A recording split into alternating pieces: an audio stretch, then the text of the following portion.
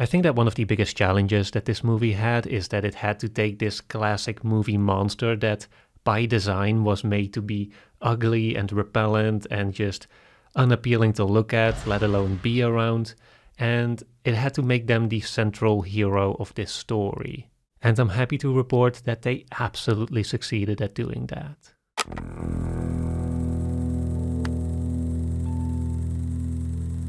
So Predator Badlands is about Deck, who is a member of this clan who is cast out for being essentially a weakling, or he's one of the smaller and weaker ones of his kind, and he then travels to this extremely hostile and violent planet to hunt its most infamous monster in order to reclaim his honor and earn his place amongst his peers.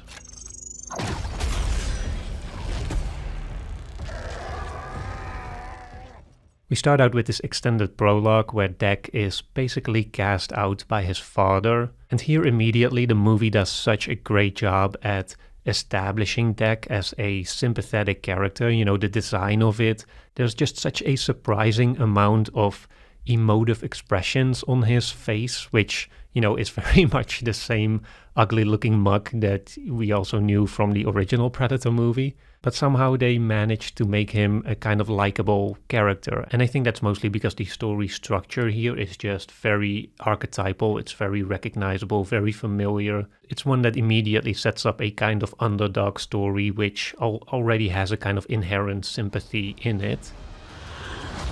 But this also leads into what I think was the second big challenge that this movie faced, which is that it had to make a sympathetic story, or at least a somewhat sympathetic story or heroic story, without compromising the essential values of the Predator as a hostile character. Because as you probably know, the Predators are known for this very specific, very rigid warrior or hunter culture that is very much like the antithesis of sympathy and cooperation and brotherhood and all the things that usually make up an underdog story like this.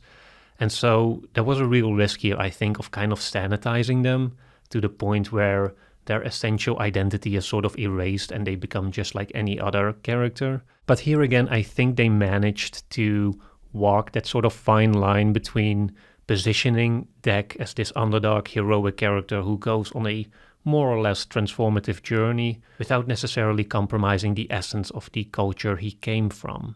Deck is pretty much the embodiment of warrior energy, and this is also what propels him throughout this story and which he also kind of preserves towards the end. There is a transformative arc which I'll talk about in a minute, but it's one that's more of a reinterpretation rather than a flat-out denial of the identity he came from or the identity he had in the beginning. But first, I want to talk about this alien planet, because I think this was a really clever way to position this ultimate hunter into a position where he becomes the prey. They set it up very briefly in the beginning, but basically the idea of their culture is that every young warrior at some point has to go on the big hunt, and there's these different monsters to choose from, and of course Deck, as the weakest of his bunch, wants to prove himself. He's a little overconfident, a little overambitious, and so he picks the biggest, most evil monster they have categorized, which is the Kalisk. It's said to be the monster that even the older, more experienced predators fear. But when he then arrives on this planet, it turns out this entire place is just the embodiment of hostility. Everything here is designed to kill him. He's attacked by the trees, by the plants, the grass is like razor blade sharp, and I thought that was just really well done from a design perspective. Like, it feels like a sort of dark, evil inversion of Avatar's Pandora. My only minor gripe here is that I think the soundtrack could have been a little bit more impactful. It actually starts out pretty cool with like that throat singing, tribalistic vibe, but when they then get to the planet, or when we get further into the story, it becomes a bit more of a generic action movie soundtrack. And it's especially because they went so all out with this alien planet and the design of all these monsters and other things that try to kill Deck, that I was hoping for the soundtrack to kind of double down on that energy as well. Because even the first teaser trailer had this much more aggressive, like tribalistic feel to it, with these heavy drums and the kind of alien choir. But in the movie itself, it felt like they toned that down a little bit for something a little bit more traditional. And, it's not exactly a flaw, it's more of a missed opportunity, I'd say. But anyways, shortly after arriving on the planet, Deck meets Thea, played by Elle Fanning, who is this synthetic from the Alien franchise. This is one of those things that could have been a cheap crossover event, but they actually integrated her really well into the story. And I think also in a way that where you can argue that it actually had to be a synthetic, because if that was just a human being, like that, there's no way the story would have made sense. Because without spoiling anything, her story is basically that she was also on this planet or sent to this planet with a set of completely synthetic robots, because again, there's no way a human would survive here. And she was attacked by this Kalisk creature and lost her legs or her lower half, and so she teams up with Deck because she can help him to find this monster, and he can then help her or carry her to where her legs are still lying around so that she can reassemble herself. In contrast to Deck, Thea is this very uppity, optimistic, joyful character even, who's just constantly talking, constantly yapping. And I kind of understand why that is. If you have such a stern, rigid character like Deck, you need something else or someone else to kind of counterbalance that. You need like a counterweight. But I was a little bit worried at first that they'd taken it a bit too far. There's some other stuff that also happens that I won't talk about here, but which add a kind of lightheartedness to the movie that to me wasn't necessarily needed. Like, I think it was a good choice to have some levity here and that it doesn't take itself too seriously. But when you do that, you also run the risk of kind of taking it too far and then making it all a little bit farcical. But overall, knowing where the story goes, I think they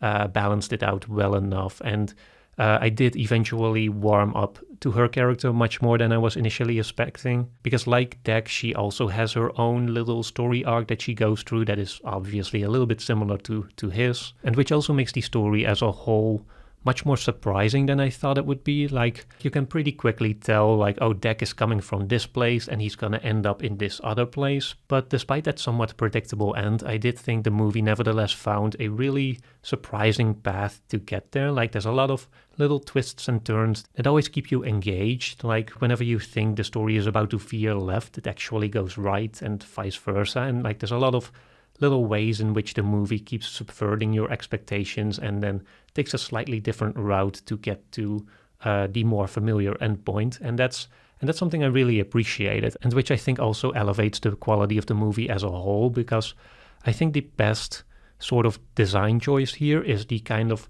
acknowledgement that this is basically a B movie. This is not a big movie in the sense that it has major themes to convey or that it wants to do something deep or, societally important. It's just a very contained story. It's very action driven. It's very much propelled along by, as I said earlier, that kind of warrior energy that Deck has, and that makes him kind of dive headfirst in all these different confrontations with all these monsters and other hostile elements on this planet. And it all just results in a movie that is very well paced, that moves along very seamlessly and very enjoyably and entertainingly, and one that is just quite simply a really good time at the movies.